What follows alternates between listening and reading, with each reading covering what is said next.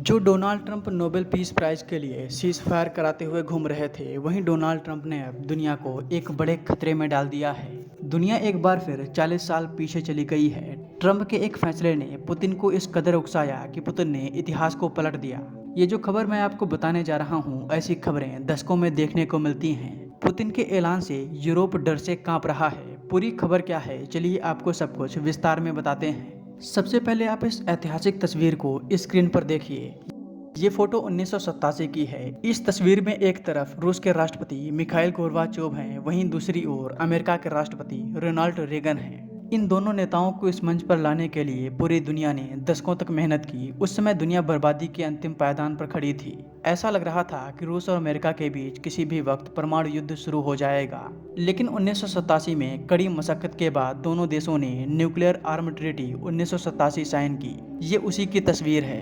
इस ट्रीटी के जरिए अमेरिका और रूस दोनों ने तय किया था कि हम लोग 5500 से अधिक दूरी की मिसाइल डिप्लॉय नहीं करेंगे। ये ट्रीटी आज तक चलती रही, लेकिन अब रूस इस समझौते से बाहर निकल गया है और रूस ने डोनाल्ड ट्रंप के एक फैसले की वजह से ऐसा किया है। हाल ही में ट्रंप ने रूस के नज़दीक 2 परमाणु पनडुब्बियों को तैनात करने का फैसला लिया था। इसी वजह से रूस ने कहा है कि अब 1987 की संधि का कोई मतलब नहीं, हम इससे बाहर निकलते हैं। रूस के इस कदम से यूरोपीय देश डरे हुए हैं, क्योंकि अगर रूस के साथ अमेरिका का कोई विवाद होगा तो रूस सबसे पहले यूरोप में मौजूद अमेरिकी सैन्य बेसों पर हमला करेगा।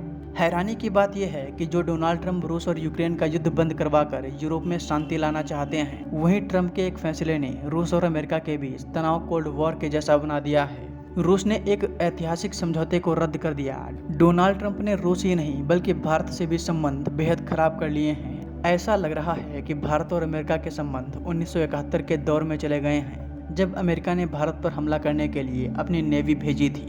डोनाल्ड ट्रंप ने भारत पर टैरिफ और सीज फायर पर ऐसे बयान दिए जिससे अब भारत डायरेक्ट अमेरिका का नाम लेकर ये कह रहा है कि यूरोप और अमेरिका भारत को टारगेट कर रहे हैं। ऐसा बहुत लंबे समय के बाद देखा गया है कि जब भारत ने ऑफिशियल रूप से अमेरिका का इस तरह से नाम लिया हो। अमेरिका चीन को टक्कर देने के लिए भारत को अपनी तरफ करने की कोशिश में लगा हुआ था और अमेरिका कुछ हद तक कामयाब भी हो रहा था।